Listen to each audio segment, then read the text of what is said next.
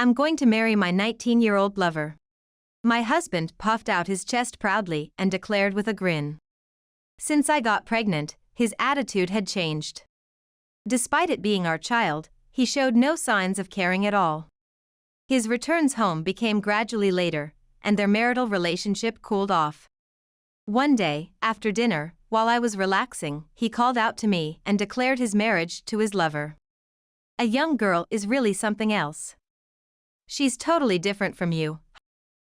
Caught off guard, all I could do was stand there with my mouth open. Ignoring my stunned reaction, he proudly continued to talk, though unasked. Actually, I forgot to submit the marriage registration, so I'm not really married to you, which means it's not cheating, right? So, no division of assets. Pretending to be downcast, I slightly lifted the corners of my lips into a smirk. You don't know anything, do you? Huh? What do you mean? I provocatively piled on the words, looking down on him. Frustration made him turn red. He didn't know yet. Soon, he would learn the truth and turn pale immediately. My name is Tracy, I'm 35 years old. I'm a stay-at-home mom, struggling with raising my 3-year-old daughter, Nicole. I can't believe so much time has passed since she was born. Every day, I realize how quickly children grow. She eats well and talks a lot. Recently, she's developed a strong sense of independence, wanting to do everything herself and crying when things don't go her way. She also has strong likes and dislikes when it comes to food. If she finds anything she doesn't like in her meal, she pushes it to the side of her plate and absolutely refuses to eat it. Even when I scold her to eat properly, she stubbornly refuses. This must be what they call the terrible twos. Every day, I'm figuring out how to handle it.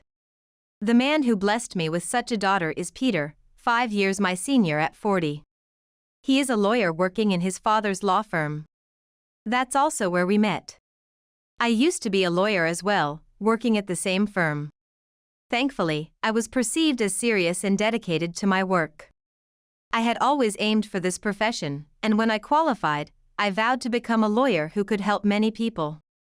So, I was serious about each case I handled. Peter seemed to like that about me. I like your seriousness and kindness. Would you go out with me if you're okay with it? After he proposed, our relationship began, and we eventually got married. If it's with Tracy, I'm relieved. I hope my son will be fine with you. Because I worked in the same place, my father-in-law knew me quite well. When we decided to marry, he was absolutely delighted. Our relationship with my in-laws was good, so we started living with them after our marriage. His father's law firm is well respected locally, probably because of his calm and serious personality.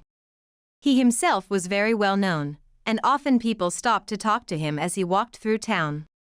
He always responded with a smile, making light conversation.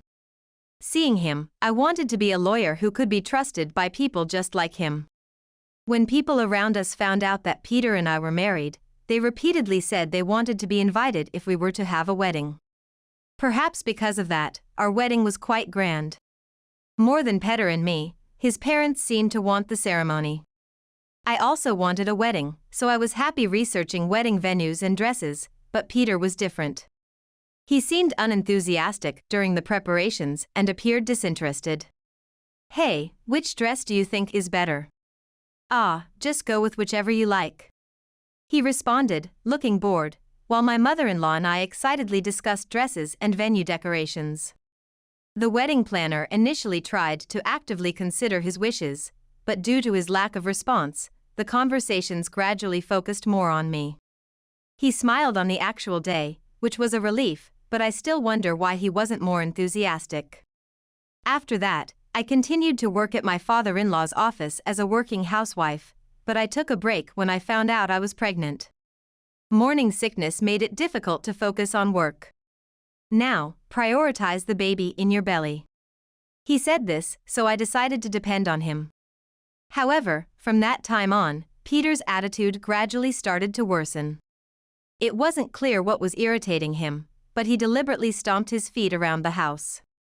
I thought it might be a busy time at work, so I didn't ask.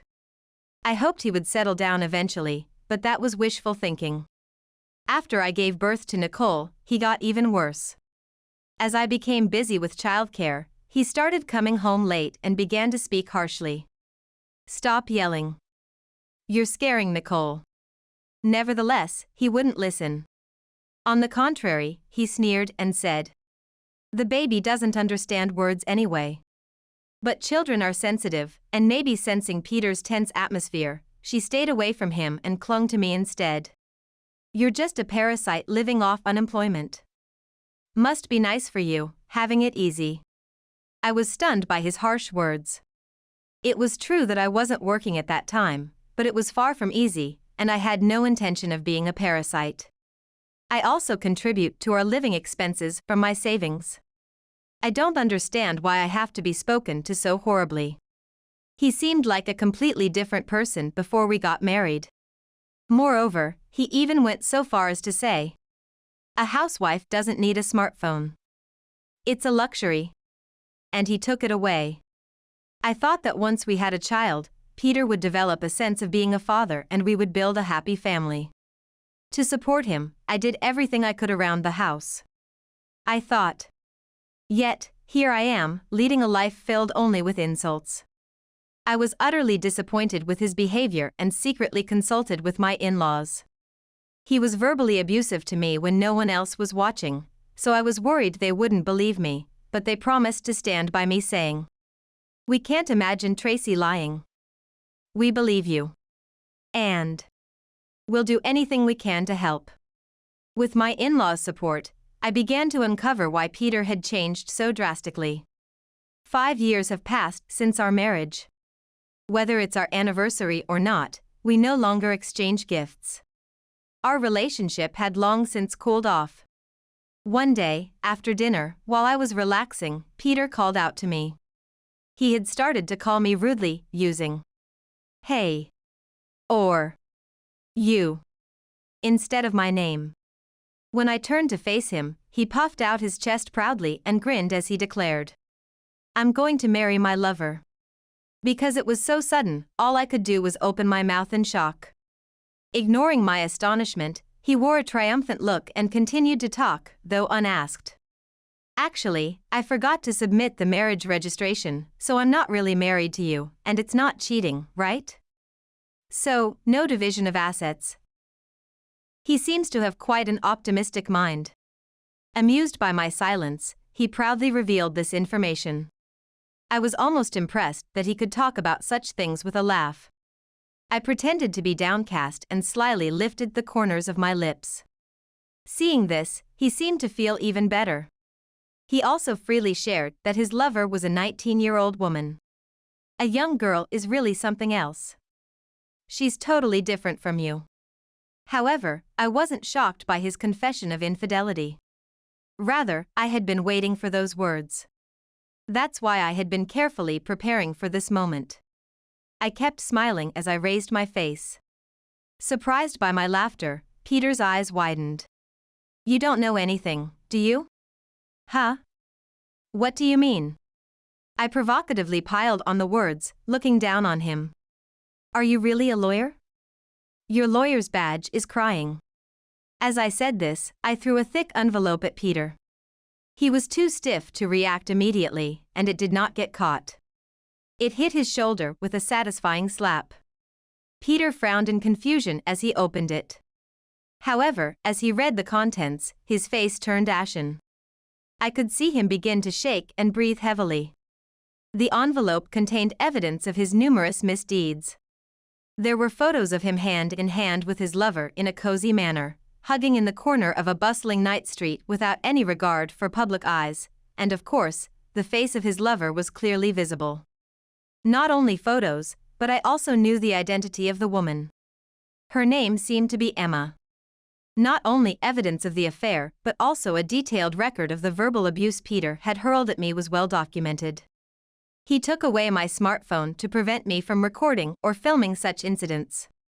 He probably thought that I couldn't prove the verbal abuse without it, but he was wrong. He didn't know that I had secretly consulted my in-laws, and he certainly didn't expect that my mother-in-law would record his abuse in my place. Before confronting Peter with this evidence, I had reviewed the recordings with my in-laws, and they had grimaced at his words. This is terrible. It's awful that our son would say such things. Both were trembling with suppressed anger. The envelope also contained documents proving a common law relationship and other compelling evidence. Seeing these, as if flipping a switch, Peter began to apologize repeatedly. I couldn't help but snort at the rapid change. I'm sorry, so sorry. Please forgive me. Forgive you for what? When I asked him sarcastically, Peter awkwardly replied. For cheating. I don't want to break up. Huh? You seemed so happy earlier about marrying your 19-year-old lover. I responded, and Peter groaned as if hit in a sore spot. I glared sharply at him as he cowered. Did you forget that your father and I are lawyers who specialize in divorce? Well, that's... As I asked calmly, Peter slightly raised his head, his gaze wandering in confusion. Anyway, I will definitely pursue division of assets and child support. The moment I said this, Peter's face, which had been pale just seconds before, turned rapidly red. His eyebrows, which had been drooping, shot up, full of anger. It was a remarkable backlash.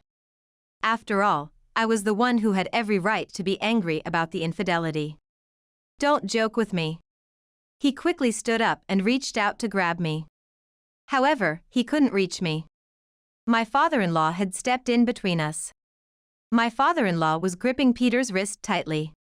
Peter tried to pull away, but my father-in-law's grip was so strong that he didn't budge.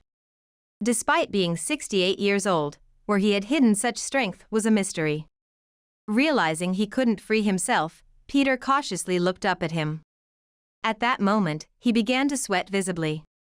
His face turned from blue to red, and I couldn't help but think distantly that he looked busy changing colors. Peter, as a lawyer and more importantly, as a person, what you have done is disgraceful. Have some shame. A piercing voice that seemed to vibrate everyone's eardrums. I'm glad that Nicole was in another room with my mother-in-law. If she were here, she would likely start crying immediately. It was better that she didn't have to see her father's pathetic state. It was unbelievable to see the usually gentle father-in-law raise his voice so loudly, causing Peter to collapse weakly to the floor. His arms were freed after a beat. I don't want to live with you anymore. Leave this house immediately. With that cold statement, he grabbed Peter by the scruff of the neck and dragged him out of the house. Hey, Dad. A few days later, the entrance to my father-in-law's law firm became noisy, and Peter stormed in with a vein popping on his forehead. He was deliberately making loud footsteps. It was a habit he had when he was irritated, something that had become ingrained in him even during the time I was pregnant. The others inside the office looked puzzled, alternating their gaze between Peter and my father-in-law. He brushed off a clerk trying to stop him and headed straight for my father-in-law's desk. However, when he noticed I was there, he stopped in his tracks, his eyes wide open, staring at me as if to bore holes through me. Why are you here?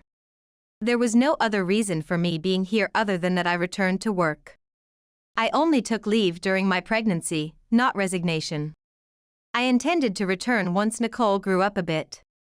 When I explained this, he seemed to understand, but then shook his head several times as if remembering his original purpose. That's not what matters. I came here to find out what this is all about. What he pulled out of his pocket then was a termination notice. It was crumpled either because he hadn't bothered to fold it neatly or because he had crumpled it in anger when it was delivered. After throwing him out, my father-in-law had sent the termination notice. Are you listening? Explain this to me right now. Even as Peter confronted him loudly, my father-in-law didn't change his expression and stared back calmly. Then, he pinched the bridge of his nose in exasperation and sighed deeply. Peter seemed taken aback for a moment, but then stiffened his expression and glared sharply at both my father-in-law and me. Getting fired all of a sudden isn't right. Being fired just for a divorce is going too far. He shouldn't have been the one to say it was just a divorce. He was the one who had cheated. When presented with the evidence, he repeatedly begged for forgiveness, but it seemed to be just an act. He was probably pretending to be remorseful just to avoid paying division of assets and child support. My father-in-law sighed again. At the same time, I also let out a deep breath. Then, I looked at Peter with pity. You really don't know anything, do you? Huh? Know what? Peter looked confused. He really seemed to have no clue. Actually, among the documents I had confronted him with the other day, there were results of an investigation and a letter of disownment from my father-in-law. I thought he had looked through most of the contents when he opened the envelope, but it seemed he hadn't noticed them. Maybe he had become so distraught upon seeing the evidence of the affair that he hadn't properly looked through the other documents. He probably never looked at the contents again after being thrown out. Peter was never particularly outstanding as a lawyer. However, he was not aware of this and believed he was competent, often condescendingly instructing his more skilled juniors. His colleagues had tried to advise him several times, but Peter, having a high pride, did not attempt to practice their advice. The others were at their wits' end with him. As a parent and as a senior lawyer, my father-in-law had diligently continued to guide him. Peter obediently listened to what his father said, gradually growing a bit. I didn't want to give up on you, which is why I've worked with you up to this point, but... As he said that, my father-in-law looked down regretfully. At that moment, Peter seemed to finally realize he wasn't as competent as he thought, looking around as if seeking confirmation. The other clerks were looking at him with a mix of confusion and pity. They didn't say anything, but their eyes easily gave away the answer. It must have been quite a shock to him. Peter hung his head as if a weight was placed on his neck. Learning that his father had disowned him without his knowledge, and realizing he was not as competent as he thought, seemed to have hit him hard. But this time, you hurt Tracy, whom I cherished like my own daughter. I never wanted to believe that my own son could act so atrociously. That was the final straw, leading to the writing of the disownment notice. But that doesn't mean you should fire me. Are you still arguing? My father-in-law raised his voice, perhaps unable to contain his frustration any longer. A tense atmosphere filled the office. It felt as if invisible thorns floated in the air, creating an atmosphere where any wrong move might cause injury. You've been neglecting your duties. There have been multiple reports of you pushing paperwork onto your juniors because you find it bothersome. I won't let you forget that. Furthermore, it was reported that Peter had also been verbally abusive to his juniors, threatening them with termination by the director if they spoke out. Using his relationship as the son to improperly cite his father's name was a gross misconduct for the upright and just father-in-law. That's why I decided to fire you. Do you understand now? He asked with a forceful tone that brooked no argument, and finally, there was silence. Peter nodded meekly. That's how it is. Your desk is no longer here at this office. If you cause any more disturbances, I will use all necessary means to impose sanctions on you. With these low, forceful words, a daunted Peter left the office with a meek demeanor, the complete opposite of how he had entered. Afterwards, with the help of my father-in-law, I utilized our legal skills to extract child support and asset division from Peter as much as possible. Perhaps haunted by the image of his father's fierce demeanor when he was driven out of the office, he surprisingly agreed to pay without fuss. It seems he still can't stand up to my father-in-law. While I have retained his contact information in case he defaults on any payments, so far, there have been no calls or messages. He seems too frightened to contact my father-in-law, and I have heard that he hasn't reached out even once since then. However, it seemed he had some hope in my mother-in-law, as he messaged her several times in the beginning after the disownment. Once my father-in-law handled those messages, they stopped completely, and I came to know of Peter's current situation through rumors rather than from him directly. He apparently tried to work as a lawyer at other firms. But since my father-in-law was well connected, rumors had already spread throughout the community. He tried many offices, but no one would hire him. Would you even consider me as a clerk? He tried to insist on that, but given his aversion to paperwork, it was hard to believe he could perform well as a clerk. Since it was known that he had been pushing work onto others, no one was willing to hire him. Ultimately unable to work as a lawyer, he is now trying to re-enter the job market in a different field while working part-time. A friend of my father-in-law once said he saw someone resembling Peter sitting blankly on a park bench, but since he was disheveled with a bushy beard and hair, it was unclear if it was really him. Whatever his current state may be, it no longer concerns me. Tracy, would you consider taking over this firm in the future? My father-in-law has proposed this, but for now, I want to focus on my current work. I think I might consider it once I have a bit more leeway in my life.